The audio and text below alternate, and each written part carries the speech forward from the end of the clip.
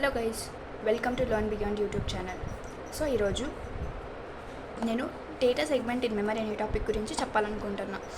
So data segment in మెమరీకి అంటే ముందు ఫస్ట్ మీకు నేను ఒక చిన్న ఎగ్జాంపుల్ చెప్తాను, ఫస్ట్ వినండి. సో ఏంటంటే మనకి ఒక కంప్యూటర్ ఉందన్నమాట. We can take either computer are we can take either mobile phone అనమాట.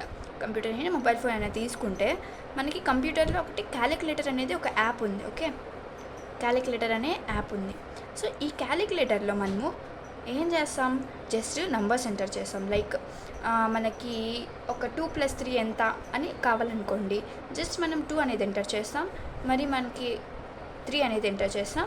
అండ్ ఈ రెండింటికి మధ్యలో ఏం ఆపరేషన్ కావాలి, మనకి ఆన్సర్ ఏ విధంగా కావాలనుకుంటున్నాం అంటే లైక్ ఈ రెండింటిని ప్లస్ చేయాలా, మైనస్ చేయాలా, ఇంటూ చేయాలా అనేది ఒక సింబల్ ఉంటాయి కదా, plus minus into divided by, ఆ సింబల్ని మధ్యలో ఎంటర్ చేస్తాం అంతే. సో ఇప్పుడు నాకు 2+3 సమ్ కావాలనుకోండి, సో నేను జస్ట్ 2 ఎంటర్ చేసి ప్లస్ ఎంటర్ చేసి 3 ఎంటర్ చేస్తాను అంతే. సో ఎంటర్ చేసిన తర్వాత ఈక్వల్స్ టు అనేది ఉండాలి కదా, ఈక్వల్స్ టు నొక్కితే నాకు ఎంత ఆన్సర్ వస్తుంది, 5 అని వస్తుంది. సో ఇది ఎట్లా జరుగుతుంది, ఇది జరగాలంటే ఈ కంప్యూటర్ అనేది అంటే మనం మనుషులు కాబట్టి మనకి తెలిసిపోతుంది 2+3 సమ్ ఎంత అంటే మనం ఇట్లా 2+3 ఎంత అనేసి చెప్తాం. కానీ కంప్యూటర్ అలా కాదు కదా. సో కంప్యూటర్కి అర్థమయ్యేలాగా మనం ఇన్పుట్ ఇచ్చి దాని నుంచి మనం అవుట్పుట్ తీసుకోవాలంటే ఈ క్యాలిక్యులేటర్ యాప్ అనేది వర్క్ కావాలంటే మనము దీనికి ఒకటి ప్రోగ్రామ్ కోడ్ అనేది రాయాలన్నమాట. Okay, data segment in memory అన్నావు, ఈ ప్రోగ్రామ్ కోడ్ ఇదంతా ఎందుకు చెప్తున్నా అని మీకు డౌట్ రావచ్చు. సో ఎందుకంటే ఇది ఎందుకు చెప్తున్నానంటే ఇప్పుడు మీకు ఒక కంప్యూటర్లో ఒక యాప్ రన్ కావాలంటే మనము దానికి ఒక ప్రోగ్రామ్ కోడ్ రాయాలి, అలానే దానికి ఒక డేటా ఇవ్వాలి. ఓకేనా. సో ఇవన్నీ ఎక్కడ స్టోర్ అవుతాయి, మనకి కంప్యూటర్లో ఇవన్నీ ఎక్కడ స్టోర్ చేసుకుంటుంది అది. ఇప్పుడు క్యాలిక్యులేటర్ మనము ఒకసారి యూజ్ చేసి క్లోజ్ చేసిన తర్వాత అంతేనా, మళ్ళీ యూజ్ చేస్తాం కదా. మళ్ళీ యూజ్ చేయాలంటే అది ఎక్కడో ఒక దగ్గర స్టోర్ అయ్యి ఉండాలి కదా.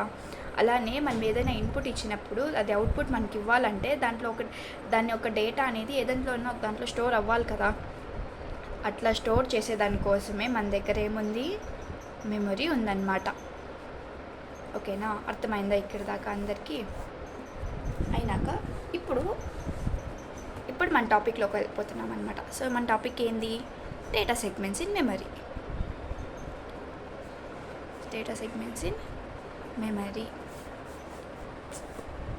మీరు ఎక్కువ కంగారు పడి ఎక్కువ ఇది చేసే అవసరం లేదు, చాలా సింపుల్గా ఎక్స్ప్లెయిన్ చేస్తా.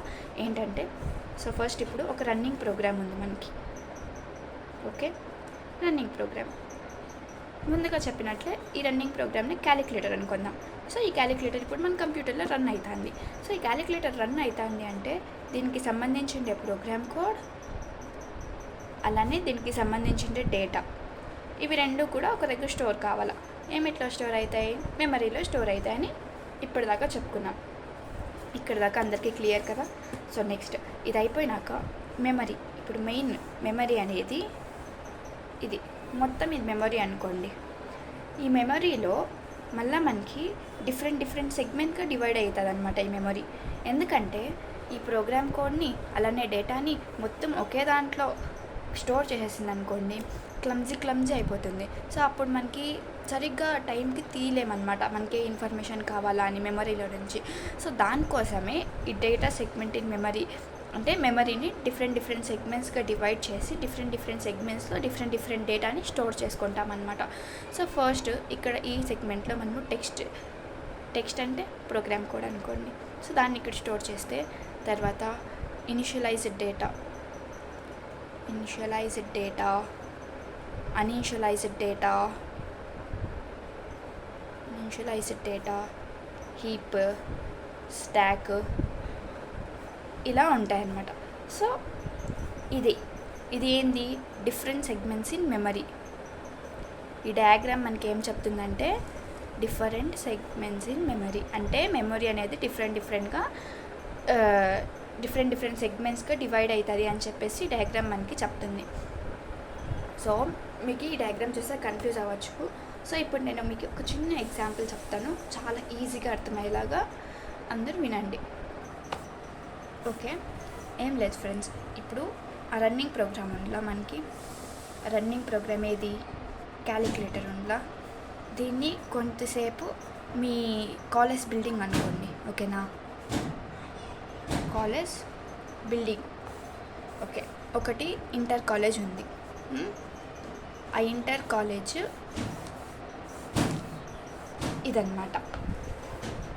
జస్ట్ అజ్యూమ్ చేసుకోండి, ఒకటి ఇంటర్ కాలేజ్ ఉంది. ఇంటర్ కాలేజ్ ఉందనుకోండి, కాలేజ్లో మనకి డిఫరెంట్ రూమ్స్ ఉంటాయి కదా, క్లాస్ రూమ్స్. ఓకే, ఇవి డిఫరెంట్ క్లాస్ రూమ్స్. సో ఇప్పుడు ఈ ఇంటర్లో ఏమేమి ఉన్నాయి ఈ కాలేజ్లో? ఎంపీసీ ఉంది, బైపీసీ ఉంది. సో బైపీసీ అనేది ఒక సెక్షన్ ఉంది. ఎంపీసీ అనేవి 4 సెక్షన్స్ ఉన్నాయి. First section, third section, second, third, four sections ఉన్నాయి. బైపీసీ ఒక సెక్షన్, ఎంపీసీ 4 సెక్షన్స్ ఉన్నాయి, ఓకేనా. ఈ బైపీసీలో మనం ఏం స్టోర్ చేస్తాము? టెక్స్ట్. సో ఈ రన్నింగ్ ప్రోగ్రామ్ ఈ క్యాలిక్యులేటర్ అనేది ఒక ఇంటర్ కాలేజ్ అయితే దాంట్లో 2 ఉంటే, ఈ ఎంపీసీ అనేది టెక్స్ట్ సెగ్మెంట్, బైపీసీ అనేది టెక్స్ట్ సెగ్మెంట్, ఎంపీసీ అనేది డేటా సెగ్మెంట్ అనుకోండి, ఓకే. ఇప్పుడు ఈ బైపీసీలో మనం ఏం స్టోర్ చేస్తాం? Text segment. సో ఈ కాలేజ్లో ఈ 5 డిఫరెంట్ క్లాస్ రూమ్స్లో ఈ బైపీసీ అనే క్లాస్ రూమ్లో మనము టెక్స్ట్ సెగ్మెంట్స్ అంటే ఏంటివి? లైక్ ప్రోగ్రామ్ కోడ్, ఆ ప్రోగ్రామ్ యొక్క కోడ్, అవన్నీ దీంట్లో స్టోర్ చేస్తాం. అలానే ఈ ఎంపీసీ అనే 4 సెక్షన్స్ కదా. సో ఈ ఎంపీసీ అనేది ఏంది? Data segment. So data segment అనేది మనకి మళ్ళా ఫస్ట్ 2గా డివైడ్ అవుతుంది. ఏంటి అవి? లైక్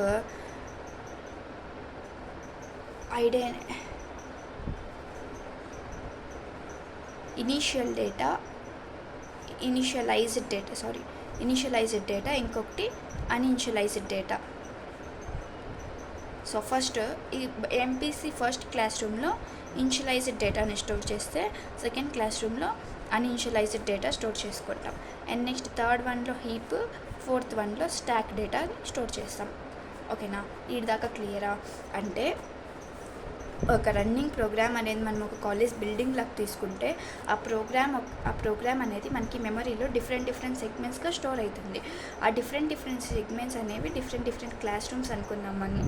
ఆ డిఫరెంట్ క్లాస్ రూమ్లో ఒక్కొక్క క్లాస్ రూమ్లో ఒక్కొక్కటి స్టోర్ చేసుకుంటుంది. సో ఇప్పుడు మొత్తానికి ఇది ఒక మెమరీలో డిఫరెంట్ సెగ్మెంట్స్ ఉన్నాయి. ఆ డిఫరెంట్ సెగ్మెంట్స్లో మనము టెక్స్ట్ ఒక దాంట్లో, ఇనిషియలైజ్డ్ డేటా, అన్ఇనిషియలైజ్డ్ డేటా ఒక దాంట్లో, హీప్ ఒక దాంట్లో, స్టాక్ ఒక దాంట్లో అట్లా స్టోర్ చేసుకున్నాం.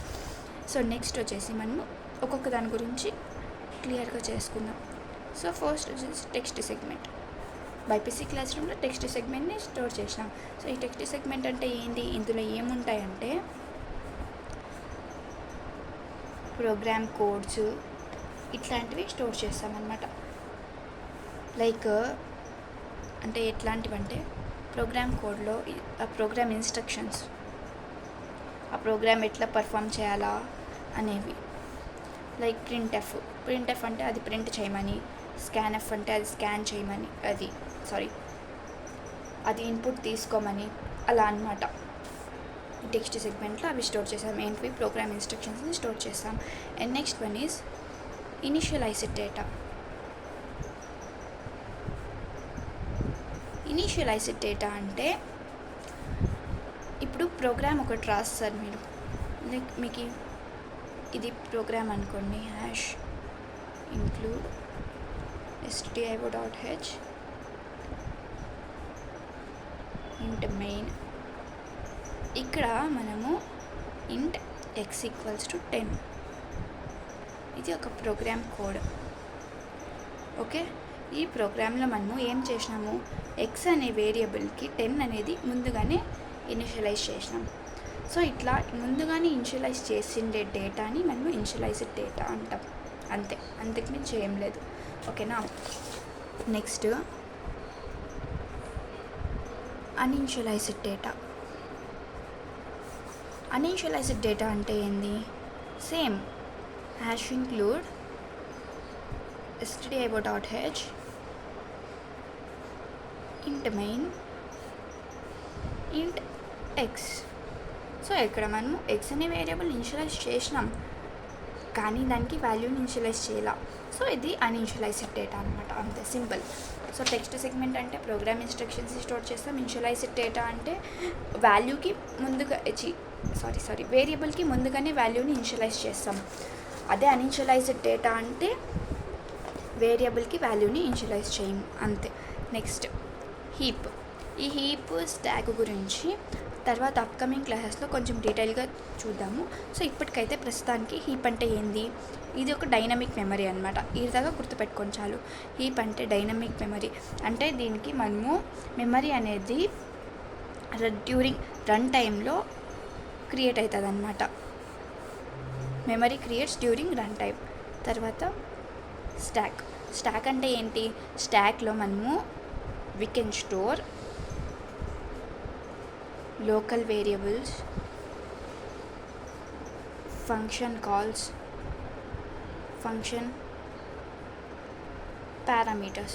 సో హీప్ అనేది మనకి డైనమిక్ మెమరీ, ఇది రన్ టైంలో క్రియేట్ అవుతుంది. అదే స్టాక్ అంటే ఈ స్టాక్లో మనము లోకల్ వేరియబుల్స్ని, ఫంక్షన్ కాల్స్ని, ఫంక్షన్ పారామీటర్స్ని స్టోర్ చేసుకోవచ్చు. సో ఇక్కడ దాకా మీరు ఇది గుర్తుపెట్టుకుంటే చాలన్నమాట. So first data segments in memory అంటే ఏం లేదు, ఒకటి ఏదైనా ప్రోగ్రామ్ మీకు రన్ కావాలా అంటే ఆ ప్రోగ్రామ్ యొక్క ప్రోగ్రామ్ కోడ్, దానికి సంబంధించిన డేటా అంతా ఒక దగ్గర స్టోర్ కావాలా, అదే ఒక మెమరీ అనుకోండి, ఓకేనా. సో ఆ మెమరీ అనేది మనకి డిఫరెంట్ సెగ్మెంట్స్గా డివైడ్ అవుతుంది, ఎందుకంటే మొత్తం అంతా ఒకే దాంట్లో స్టోర్ చేయలేం కాబట్టి. సో అట్లనే ఆ మెమరీ అనేది ఇట్లా డిఫరెంట్ సెగ్మెంట్స్గా డివైడ్ అయినప్పుడు ఒక్కొక్క సెగ్మెంట్లో మనము ఒక్కొక్క దాన్ని స్టోర్ చేయొచ్చు అనమాట. So like first one is text సెగ్మెంట్లో మనము ప్రోగ్రామ్ ఇన్స్ట్రక్షన్స్ని స్టోర్ చేయొచ్చు. నెక్స్ట్ వన్ ఇనిషియలైజ్డ్ డేటాలో మనకి వేరియబుల్కి ముందే మనము డేటాని ఇనిషియలైజ్ చేస్తే అది ఇనిషియలైజ్డ్ డేటా. అట్లా ముందుగానే ఇనిషియలైజ్ చేసినవన్నీ ఇనిషియలైజ్డ్ డేటాలో స్టోర్ అవుతాయి. ఇనిషియలైజ్ చేయకోకుండేవన్నీ అన్ఇనిషియలైజ్డ్ డేటాలో స్టోర్ అయితే హీప్ అనేది డైనమిక్ మెమరీ, ఇది రన్ టైంలో దానికి మెమరీ అనేది క్రియేట్ అవుతుంది. అండ్ నెక్స్ట్ వన్ స్టాక్లో మనము లోకల్ వేరియబుల్స్ని, ఫంక్షన్ కాల్ని, ఫంక్షన్ పారామీటర్స్ని స్టోర్ చేసుకోవచ్చు. So this is all about data segments in memory, guys. I hope all of you understand this topic. Thank you.